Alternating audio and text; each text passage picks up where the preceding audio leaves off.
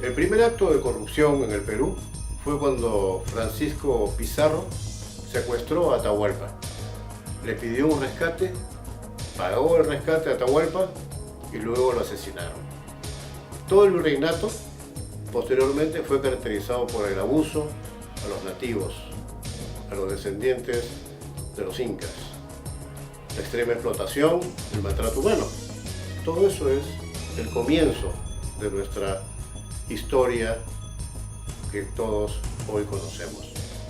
Ese acto de corrupción fue el fundamento de lo que hoy seguramente estamos viviendo a nivel nacional. La corrupción como un acto verdaderamente histórico en nuestro país. Y tengamos en cuenta que hoy en día los actos de corrupción son muy eficaces, aparentan transparencia y mucha legalidad. Los Estados Unidos de Norteamérica consiguen la información de nombres, empresas, organizaciones y grupos con todos sus datos y los agregan a la denominada lista Clinton o FAC, en sus siglas en inglés. Estados Unidos tiene un servicio de inteligencia a nivel mundial y global considerado uno de los mejores. Y entonces usan a los agentes de la DEA, a los agentes del FBI, en casi todos los países donde tienen relaciones diplomáticas. Estos agentes colaboran con las autoridades locales relacionadas al narcotráfico, lavado de activos, al terrorismo y cualquier otra modalidad de corrupción que afecte indudablemente, en el caso de la DEA y el FBI, a los intereses norteamericanos. La DEA y el FBI están asignados en todo el planeta casi.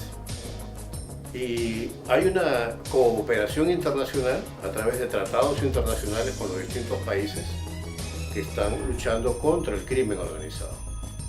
Entonces, existe una logística, existe un cruce de información de Estados Unidos con todo el mundo, de las operaciones extrañas, inusuales, sospechosas de lavado de activos, de corrupción, de narcotráfico, de terrorismo y de otras actividades que evidentemente o dañan al país local donde está la DEA o el FBI o también afectan los intereses norteamericanos. Pero ellos pueden hacer un seguimiento global, ellos pueden hacer un seguimiento de país a país, de personas sospechosas y de sus actividades. Rastrear transferencias electrónicas de un país a otro. A veces uno se cree que no, que una transferencia electrónica nadie la va a ver, es secreta. Falso. Hay todo un mecanismo, un monitoreo de las transferencias electrónicas, de las triangulaciones de diferentes empresas offshore y también de los países fiscales, lo que entra y sale de esos países. Son los agentes de la DEA y del FBI que informan a las autoridades de un país, indican que hay determinada situación de corrupción o de organización criminal, como fue el caso, por ejemplo, de los hermanos Benítez en la República Dominicana, una operación encubierta de persecución en Miami por la defraudación de $110 millones al sistema Medicare, que es el sistema de salud en Estados Unidos. Y este dinero que robaron del Medicare lo utilizaron para complejos hoteleros de lujo, para condominios de lujo, y que cuando ya estaban perseguidos y se dieron cuenta, con el dinero que les quedó, huyeron a Cuba. Hay cruce de información de bases de datos. Las bases de datos hoy en el mundo del siglo XXI es lo más importante. Panama Papers cae por una base de datos de más de 800 gigas que son entregados a unos periodistas en Alemania. Hay empresas que venden las bases de datos. Los bancos tienen bases de datos. Contribuyen muchas veces con esas bases de datos a la policía, o al FBI, o a la DEA. Hay calificadoras de riesgo que también tienen sus bases de datos.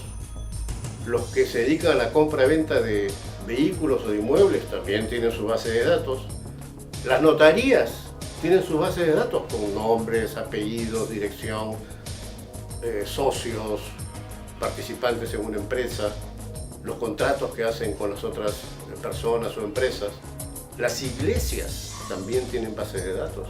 Los registros públicos, los colegios profesionales, las universidades, las bolsas de empleo, los hospitales, las clínicas, los hoteles, las aerolíneas y cruceros, las cámaras de comercio, los clubes sociales, todos ahora tienen bases de datos, hasta las cárceles, como el INPE en el caso peruano, y las redes sociales, Facebook, Twitter y otras. ¿Y eso sirve para hacer qué? ¿Para qué obtienen las agencias, la policía, la DEA, el FBI, la DIRINCRI? Adquieren todas esas bases de datos para hacer análisis, para hacer cruces de información, para sacar el perfil psicológico, por ejemplo, de un criminal. Se obtiene con redes sociales, por ejemplo, podemos advertir el carácter, el temperamento, las tendencias y aficiones de la persona sospechosa, al grupo social que pertenece, su rango de edad, su origen, su patología, el nivel de peligrosidad. Acuérdense de los últimos acontecimientos luctuosos en la ciudad de Lima, donde la policía muestra las fotos de Facebook de un criminal que asesinó a 5 o 6 personas en un centro comercial. Inmediatamente se fueron al Facebook. Ya el Facebook, o sea, las redes sociales, son un medio de información para todo este tipo de análisis de la información que se tiene. Se analiza el historial de acuerdo a las actividades del sujeto investigado. Todos esos datos se envían a una central. En el caso internacional se envía al FBI en Washington y en minutos se obtiene toda la información a nivel mundial del individuo. Los viajes que ha hecho, qué pasaporte usó, la estadía, qué visas empleó, en qué aerolínea viajó, el alojamiento en hoteles o tal vez en la casa de familiares o amigos, etcétera, etcétera, etcétera. Inclusive, eso les va a servir para el análisis biométrico que tiene el banco de datos del FBI, para poder ser identificado con estas cámaras inteligentes en cualquier aeropuerto o estación de transportes en el mundo. Esta información, obviamente, siempre va a ser analizada, siempre va a ser cruzada con otros datos de criminales, para evaluar si hay coincidencias con otros criminales, para ver si hay la posibilidad de informar a determinado país o determinada autoridad de que el señor Juan Pérez está vinculado con el señor Francisco Menacho, que es un conocido delincuente, de manera de ejemplo.